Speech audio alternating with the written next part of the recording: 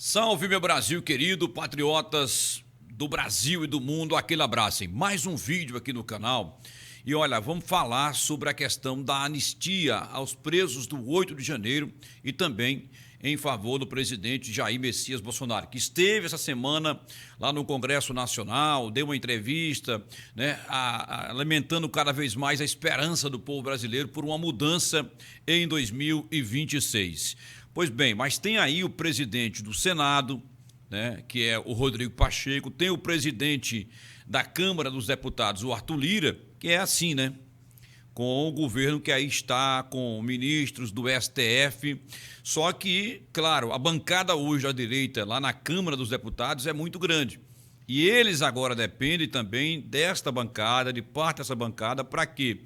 Para eleger o novo presidente da Câmara. Claro, tem muito jogo de interesse por trás disso aí. E o presidente Bolsonaro já disse, vamos negociar, né? Vocês vão ter que fazer também alguma coisa. Ele já falou para o presidente, né, se tivesse coração, já tinha esse povo da cadeia. E a gente imagina, meu povo brasileiro, vamos fazer uma reflexão. Como é que José Dirceu, condenado a mais de 20 anos de prisão, né, o cara que mais articulou miséria nesse Brasil, de roubalheira, no PT, e agora o cara é inocentado de todos os seus crimes pelo ministro Gilmar Mendes. Nós temos áudio em que pessoas ligadas ao PT, né, diz que Gilmar Mendes é parceiro. Então, assim, é lamentável o momento que a gente vive na política brasileira.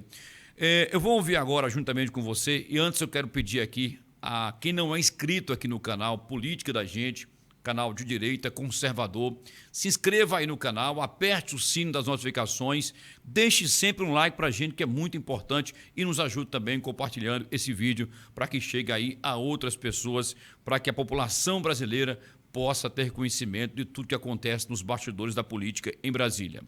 O Silvio Navarro, comentarista da Revista Oeste, fez um comentário muito bacana acerca disso, na opinião de um cara que entende muito de política. Veja aí, vamos conferir. Primeiro ponto, é evidente que é um retrocesso, é evidente que é uma injustiça, é claro que paralisar o avanço de um projeto que tem já maioria formada dentro da Comissão de Constituição e Justiça e dali poderia seguir o seu turno até o plenário, é um retrocesso, é ruim.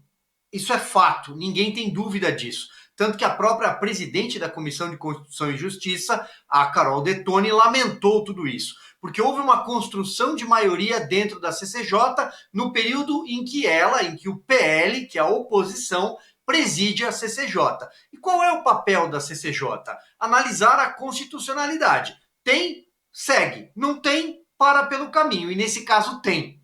Então, fica uma sensação de derrota inicial. Compreendo todo esse ponto.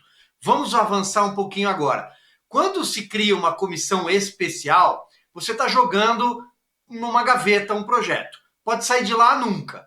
Quantas comissões a gente já não viu para debater reforma tributária, reforma da Previdência, temas como legalização do aborto, descriminalização de drogas, isso aí já passou décadas, né? Foram décadas no Congresso Nacional.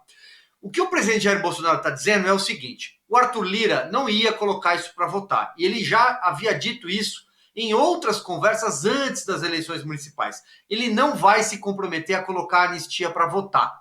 Ele usou isso como uma ferramenta para negociar apoio ao candidato dele, que é o Hugo Mota. Não sei se a gente já pode falar desse ponto da pauta também, que é colocar o Hugo Mota no jogo, do Republicanos, como candidato à presidência da Câmara, para que ele mantenha alguma relevância depois que deixa. Existe uma sensação, depois que o sujeito deixa a presidência da Câmara dos Deputados, ele volta para um lugar comum dentro do plenário. E poucos que voltaram para esse lugar comum conseguiram um destino melhor na vida política. A maioria não.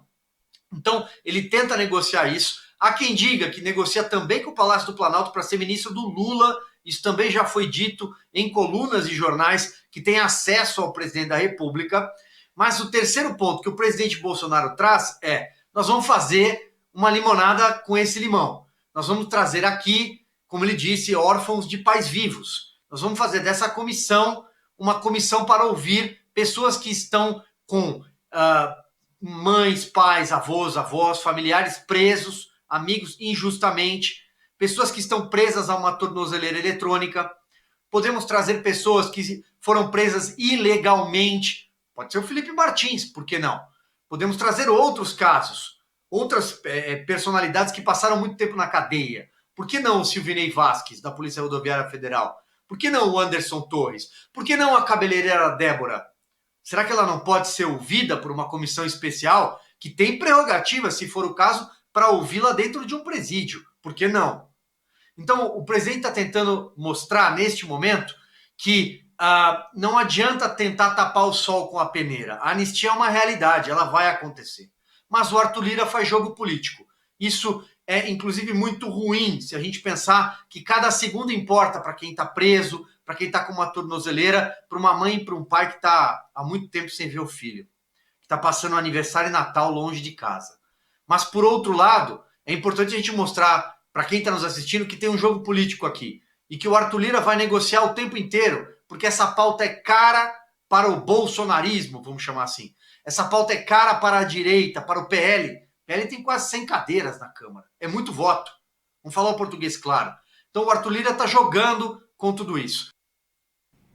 Tá aí, o jogo pesado, né? O jogo para poder, é claro, ele deixar a presidência da Câmara e ter alguém lá que ele o colocou, no caso seria aí o Hugo Mota, o deputado federal Hugo Mota, que o Lira quer que seja o seu sucessor. E a bancada do PL tem, como falou aí, né, o Silvio Navarro, quase 100 deputados, né, da direita aí que vai ter que ter uma negociação pesada. E ele também deu como certo que a anistia vai acontecer. Mas é claro, nós temos algumas barreiras pela frente, começando lá dentro da própria Câmara dos Deputados.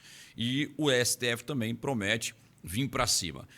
Muita coisa ainda vai acontecer, muita água vai passar por baixo desta ponte, mas nós não vamos perder a esperança de acontecer a anistia tanto para os presos do 8 de janeiro, como falou aí, pais, né, filhos órfãos de pai vivos, como disse o presidente Bolsonaro, e que a gente espera que essa situação seja resolvida, né? A nossa esperança é essa, que algo venha acontecer para que pessoas que estão presas de forma injusta, condenadas a 17 anos de cadeia. Enquanto isso, a gente vê o ministro do STF, da Corte Brasileira, né, inocentando um cara que todos os brasileiros sabem, independente de partido, independente de escolha, sabe que o cara é envolvido com tudo que não presta, né? E estava aí solto, livre, e agora, para completar, descondenado, assim como o Lula.